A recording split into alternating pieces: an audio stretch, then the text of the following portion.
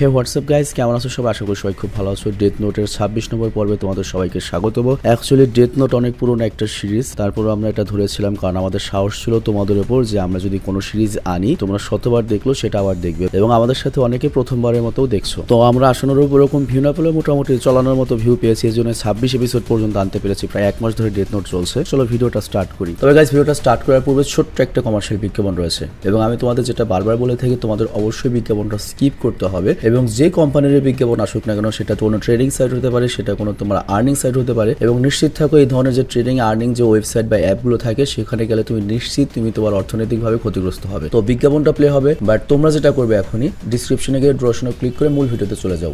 বিজ্ঞাপনের মতো চলুক, দেখার দরকার নেই। হ্যালো বন্ধুরা, আজ আমরা তোমাদের এমন একটা অ্যাপের সম্পর্কে বলতে চাই যে অ্যাপটির অফিসিয়াল পার্টনার হচ্ছে পিএসজি, আর এখানে অনেকগুলো ম্যাচ খেলে ল্যাপটপ, আইফোন, স্মার্ট ওয়াচ এবং আরো অনেক ক্যাশ প্রাইজ জেতার সুযোগ রয়েছে। আর এই অ্যাপটাতে তুমি সকল ধরনের লাইভ ম্যাচের রেজাল্ট দেখতে পারবে এবং সেই ম্যাচের স্কোর অনুমান করে গেমও খেলতে পারবে, যেমন কোন টিম জিতবে, কোন টিম কত রান করবে, কে সর্বোচ্চ স্কোর করবে। এছাড়া বিভিন্ন ধরনের গেম রয়েছে, সেগুলো খেলেও ইনকাম করতে পারো। আর রেজিস্টার করার সময় আমাদের যে প্রোমো কোডটা রয়েছে এটা ব্যবহার করলে প্রথম ডিপোজিটে 26,000 টাকা পর্যন্ত বোনাস পেতে পারো। আর এই টাকা তুমি খুব সহজে বিকাশ, ব্যাংক এবং অন্যান্য সহজ পদ্ধতির মাধ্যমে উঠাতে পারো। তো আর দেরি কিসের, ডিসক্রিপশনে প্রোমো কোড এবং পিন কমেন্টে প্রোমো কোড সহ সাইন আপ লিঙ্ক রয়েছে, সেটা ব্যবহার করে অ্যাকাউন্ট খুলে এবং ক্যাশ প্রাইজ যেটো। আর এখানে একটা কথা মনে রেখো, আমরা যে বিজ্ঞাপনই দিই না কেন অনলাইন থেকে টাকা আয় করা তো সহজের একটা ব্যাপার নয়। তোমরা কোনোভাবে আর্থিক ক্ষতির সম্ভাবনা রয়েছে এমন কোনো ওয়েবসাইটে যাবে না। তো যাই হোক, গত এপিসোডে আমরা দেখেছি এল তো মারা গিয়েছে। আমি তো ব্যাপক শকড, কারণ আমি এলের বিগ ফ্যান ছিলাম। তো এই এপিসোডের শুরুতে আমাদের দেখানো হয় এল আজ পর্যন্ত, মানে শুরু থেকে এই পর্যন্ত যতগুলো ইনভেস্টিগেশন করেছে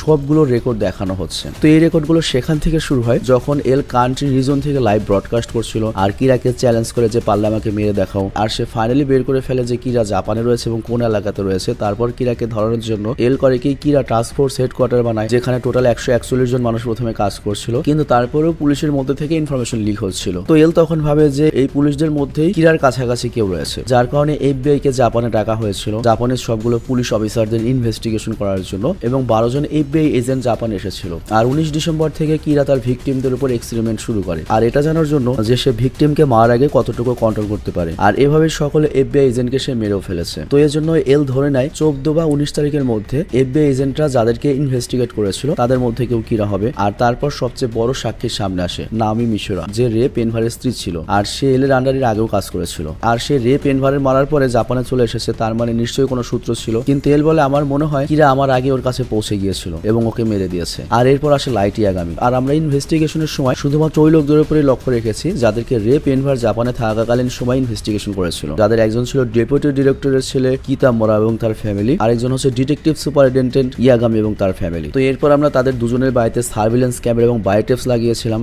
আর এরপর আমি লাইট ইয়াগামির সাথে ডাইরেক্ট কন্ট্যাক্টও করেছি এবং সামনে গিয়ে বলেছি যে আমি এল। আর তারপর তাকে আমি এটাও বলেছি আমি তোমার উপর সন্দেহ করি। তো এরপর কিরা মার্ডার করা শুরু করে টেলিভিশন স্টেশন ইউজ করে। আর যখন সাকুরা টিভিতে 4টা টেস্ট পাঠানো হয়েছিল, সেখানে যখন আমাদের একজন অফিসার ওকিতা গিয়েছিল, কিরা তাকে চেহারা দেখে মেরে ফেলে। কিন্তু এতদিন আমি জানতাম যে কিরা যদি কাউকে মারতে চায় তার নাম এবং চেহারার প্রয়োজন হয়, কিন্তু এই মারাটা অন্যরকম ছিল, শুধু চেহারা দেখে মেরেছে। তো এর মানে সেকেন্ড কিরা থাকার সম্ভাবনা অনেক বেশি রয়েছে, বা আরেকটা কিরা থাকার। আর তারপর লাইট ইয়াগামিকে আমি টাস্ক ফোর্সে নিয়ে আসি, আর তাকে যখন এই টিপস দেখানো হয় সেও একই কথা বলেছিল যে এটা নিশ্চয়ই সেকেন্ড কিরা, বা আর কিরা নামে আরেকজন রয়েছে যার কাছে বেশি পাওয়ার রয়েছে। আর তারপর সেকেন্ড কিরা আমাদের একটা ডায়েরি পাঠিয়েছিল যেখানে কোনো ক্লু থাকতে পারে, কিন্তু এখানে শুধুমাত্র যাদের কাছে শিনিগামি রয়েছে তারা এটা বুঝতে পারবে। তো এই জন্য আমি ওই ক্লু কখনোই বুঝতে পারতাম না, কিন্তু এতটুকু আমি বুঝতে পেরেছি সেকেন্ড কিরা মেন কিরাকে খোঁজার চেষ্টা করছে। তো এরপর আমাকে মিশা আমানেকে সেকেন্ড কিরা হওয়ার সন্দেহ হয় এবং আমরা ওকে কনফাইনমেন্টও রেখেছিলাম, মানে জেলে। আর কিছুক্ষণ পর লাইটও আসে এবং সে বলেছিল সেও কনফাইনমেন্টে বা জেলে থাকতে চায়। তো এরপর লাইট, মিশা আর চিপ তিনজনই যখন কনফাইনমেন্টে ছিল তারপরও মার্ডার হচ্ছিল। তো এর জন্য আমি না চাইতেও মিশা এবং লাইটকে ছাড়তে বাধ্য হয়েছিলাম, কিন্তু একটু ড্রামা করে, মানে হাতে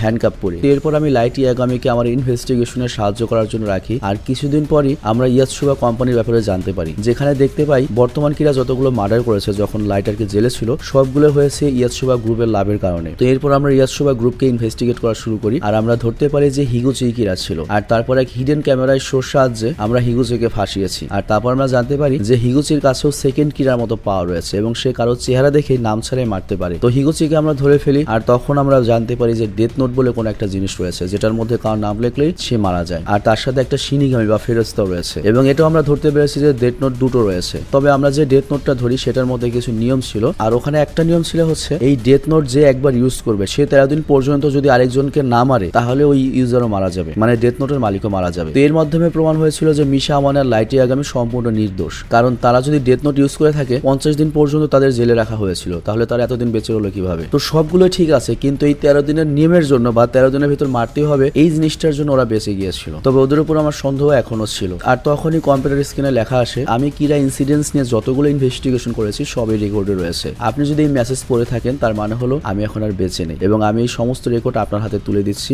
আপনার অ্যাচিভমেন্ট হিসাবে। আর তখন এসব কিছু এখান থেকে গায়েব হয়ে যায় আর আমরা দেখতে পাই সামনে লাইট বসে রয়েছে। আর এর 10 দিন পরের সিন আমরা দেখতে পাই মনসুরা বলে, আমরা এলের সিক্রেটলি যে শেষকৃত্য অনুষ্ঠান করেছি তার 10 দিন হয়ে গিয়েছে, কিন্তু আমরা এখনো মারা যাইনি, তার মানে কিরা আমাদের পেছনে লেগে নেই। আইজাবা বলে, হ্যাঁ, আর আমি তো ওয়াতারিরও আসল আইডেন্টিটি জেনে গিয়েছি, কিন্তু এলের ব্যাপারে কিচ্ছু জানতে পারিনি। মনসুরা তখন বলে, হ্যাঁ, ওয়াতারি আসলে চমৎকার একটা ইনভেন্টর ছিল, বিজ্ঞানীটাই বলতে পারো, এবং সে তার নিজের টাকা ইউজ করে অনেকগুলো অনাথ আশ্রম বানিয়েছিল এবং সে একজন হিরো ছিল। আর এখানে আমরা দেখতে পাই পেপারেও নাম এসেছে, ওয়াতারির আসল নাম হচ্ছে ম্যাক কুইলিস ভেমি। তো এখানে আমি একটা জিনিস ভুল বুঝতে পারলাম, গত পর্বে আমি এলকে অনেক ধনী বলেছিলাম বা মেধাবী বলেছিলাম, এল আসলে মেধাবী, বাট এলের যে টাকা পয়সা বা সবকিছু এই সবকিছু ওয়াতারির ছিল, আর ওয়াতারি আর এল সম্ভবত বাবা ছেলের মতো থাকতো আর কি। তো যাই হোক, আইজাবা তখন বলে, কিন্তু তবুও এখন এখানে আর ওয়াতারি নেই, এর জন্য হয়তো ইনভেস্টিগেশন আমরা একদম শেষ করতে পারবো না। অ্যাকচুয়ালি এখানে ওরা বলছে হচ্ছে এই যে সিস্টেমটা, এই সিস্টেমটা মূলত ওয়াতারি সব কন্ট্রোল করতো, তো ওয়াতারি তো সকল সিস্টেম ডিলিট করে দিয়েছে, তো এইটাই লাইট মূলত উদ্ধার করার চেষ্টা করছে। তো লাইটকে জিজ্ঞেস করে কেমন চলছে লাইট বলে, আমি সম্পূর্ণ সিস্টেম আজকে রাত্রের মধ্যে হয়তো বের করতে পারবো, কিন্তু আমার এসব করতে ভালো লাগছে না, আমার কাছে মনে হচ্ছে আমি চুরি করছি, কিন্তু তবু আমি কিছু সফটওয়্যার ইউজ করে রিওজাকি আর ওয়াতারির ভয়েস বানাচ্ছি যাতে আমি এল সেজে বা ওয়াতারি সেজে পুলিশকে কন্ট্রোল করতে পারি। কিন্তু আসলে প্রশ্ন হলো এলের জায়গা কে নেবে, আর তাকে ছাড়া এই ডেথ নোট আমরা কি করবো? মনসুরা তখন বলে, তুমি এটা কি বলছো লাইট, তুমি তো এলের জায়গা নিতে পারো। লাইট বলে, আমি যাই না, তবে এল কিরাকে চ্যালেঞ্জ করেছিল সেই জন্য হয়তো মারা গিয়েছে, তো আমি এই রিস্কটা কেন নেব? আর তাছাড়া আমি এল হয়ে সবাইকে বোকা বানাতে চাই না। আইজাবা বলে, হ্যাঁ আমরা বুঝতে পেরেছি, বাট তোমাকে এটা করতে হবে, করতেই পারে এতটুকু। মনসুরা তখন বলে, দেখো এলও এটাই বলেছিল যে তুমি এলের জায়গা নিতে পারবে। আর লাইট তখন মনে মনে বলে, ভেরি ব্যাড, এলকে ছাড়া আসলে আমি কোনো মজাই পাচ্ছি না, সবকিছু এত সহজে হয়ে যাচ্ছে, কোনো মজা পেলাম না গেম খেলে, ঠিক আছে আমি করব। আর এর সাথে এল আরো বলে, আমি কিন্তু রিওজাকির মতো কোনো ঝুঁকি নেব না, যেমন রিওজাকি বা এল ডাইরেক্টলি কিরাকে চ্যালেঞ্জ করতো শুধুমাত্র সূত্র পাওয়ার জন্য, তো এরকম আমি কিছু করবো না। তো চিপ তখন বলে, হ্যাঁ যতখানি সেফ থাকা যায় ততই ভালো, তবে হ্যাঁ রিওজাকি সামনাসামনি মোকাবেলায় অনেক উস্তাদ ছিল, বাট তবু তুমি তোমার ভাব মতো কাজ করো। লাইট বলে, আচ্ছা ঠিক আছে, আমি এই কাজ তোমার নিজের বাড়ির কম্পিউটার থেকেও করতে পারবো, তো এর জন্য আমার মনে হয় আর হেডকোয়ার্টার আসার প্রয়োজন নেই, পাশাপাশি আমি ওয়াতারির কাজও সামলাতে পারবো, কিন্তু একটা সমস্যা রয়েছে, আমি মার সাহের সামনে সব করতে পারবো না। তো বাবা, আমি আশেপাশে কোনো একটা কি ওয়ান রুম অ্যাপার্টমেন্ট নিতে পারি? চিপ তখন বলে, হ্যাঁ তুমি বড় হয়ে গেছো, একা থাকতে পারো, সমস্যা নাই। তো মনসুরা তখন বলে, এটা ঠিক আছে, আমরা লাইটের নতুন বাড়িকে হেডকোয়ার্টারের মতো ইউজ করে নেব। আর আইজাবা তখন বলে, সেই হিসেবে এখন শুধু একটা জিনিস দেখার বাকি, ডেথ নোটের সাথে আর কি করা যায়। লাইট বলে, এটি নিয়ে বেশি ভাবার প্রয়োজন নেই, এখানে আমরা 5 জন রয়েছে, আমরা একে অপরের উপর বিশ্বাস করি, আমাদের মধ্যে কেউ এই ডেথ নোটটা ইউজ করবেন আশা করি, কিন্তু যে কোনো একজনের কাছে ডেথ নোটটা তো রাখতে হবে। আইজাবা তখন বলে, চিপ এটা আপনার কাছে রাখা উচিত। মনসুরা বলে, হ্যাঁ অবশ্যই, কারণ আপনার উপরেই সবচেয়ে বেশি বিশ্বাস আমাদের। চিপ তখন বলে, আচ্ছা তাই নাকি, ঠিক আছে তোমরা যা চাও, কিন্তু মনে রাখো কিরা এখনো কিন্তু স্বাধীনভাবে ঘুরছে, ওকে আমাদের ধরতেই হবে। বাট দুঃখের বিষয় ওদের আইডিয়াও নাই কিরাকে ওরা কিরা ধরার দায়িত্ব দিয়ে দিয়েছে। তো যাই হোক, এরপর লাইট সাইডে তাকায় আর তার কাছে মনে হয় এল এখনো সাইডে বসে রয়েছে এবং ওর সাথে কথা বলছে। এই দৃশ্যটা ভাই সিরিয়াসলি আই মিস এল টিল নাও। আর এরপর আমরা দেখতে পাই লাইট মিশার সাথে ডেটে এসেছে আর মিশা বলে, তোমাকে দেখে তো একদমই খুশি লাগছে না, কিছু তো বলো। লাইট বলে, মিশা চল আমরা একসাথে এক রুমে থাকি, এখন থেকে একসাথে থাকবো। মিশা তো এই কথা শুনে ব্যাং ফাল দেয়, মানে ব্যাঙের মতো লাভ দেয়। আর লাইট তখন বলে, আমি তো আগে একটা রুম নিয়ে নিয়েছি, তাহলে চলো। তার মানে বুঝতে পারছে লাইটও এখন আর সিঙ্গেল নাই, মিশার সাথে থাকবে, দুই কিরা একসাথে। তো এরপর আমরা হেডকোয়ার্টারের সাদের সিন দেখতে পাই যেখানে রিয়কও ছিল। রিয়ক বলে, যেহেতু এল মারা গিয়েছে তার মানে তোমার উদ্দেশ্য সফল হয়েছে তাই না? লাইট বলে, হ্যাঁ। আর রিয়ক তখন বলে, তার মানে এখন আর আমরা চ্যালেঞ্জিং কিছু মজার কিছু দেখতে পাবো না তাই তো? লাইট বলে, না এটা সত্যি না রিয়ক, এখন থেকেই তো আসল খেলা শুরু হবে। আর এটা শুনে রিয়ক তো পুরো অবাক হয়ে যায়। আর তখন লাইট ডেথ নোটে নাম লেখার জন্য রেডি করে, আর তখন একটা বোর্ড আসে তার উপর ডেথ নোট ছিল, মানে এটা আমাদের ইফেক্টস দিয়ে দেখানো হয়েছে। তো এরপর লাইট করে কি ক্রিমিনালদের নামে এক গড়া লিখতে শুরু করে আর সে নিউজে ব্রডকাস্ট হওয়া সকল ক্রিমিনালদের নাম লিখতে থাকে এবং তাদেরকে অনবরত মারতে থাকে এবং কিরার মার্ডারের নিউজ আবারও বাড়তে থাকে, একের পর এক অনেক ক্রিমিনাল মারা যেতে থাকে। আর তোমাদের মনে আছে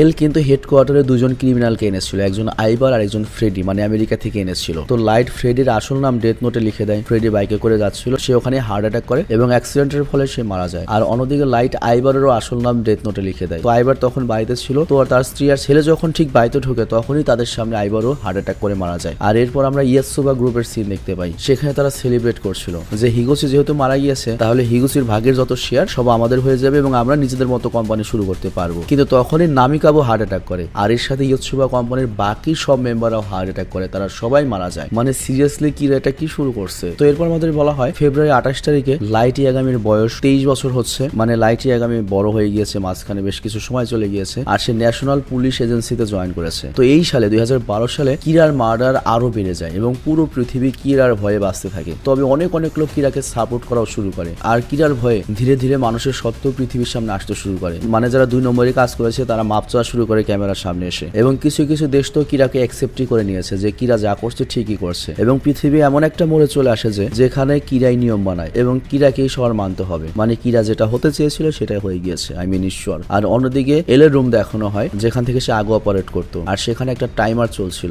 আর ওই টাইমার যখন শেষ হয় তখনই অটোমেটিক্যালি একটা মেসেজ ভ্যামিস হাউসে যায়, আই মিন এতিমখানাতে, যে এতিমখানায় আগে এল থাকতো। তো সেখানে আমরা একটা লোক দেখতে পাই রিসেপশনে, আর তার ফোনে মেসেজ আসে যে এল মারা গিয়েছে। আর ওখানে আমরা আরো 2টো অনাথ বাচ্চাদের দেখতে পাই, আর সে তাদেরকে খবর জানায় যে এল মারা গিয়েছে। তো এর মানে হচ্ছে এল মারা গিয়েছে ঠিক আছে, কিন্তু কিরা যে এখন ইচ্ছা মতো যাইছে তাই করবে সেটা নয়, হয়তো অ্যান্টি কিরা হিসেবে আমরা দ্বিতীয় কোনো এল বা দ্বিতীয় কোনো পার্সনকে দেখতে চলেছি। তো যাই হোক, আমি বিদায় নিচ্ছি।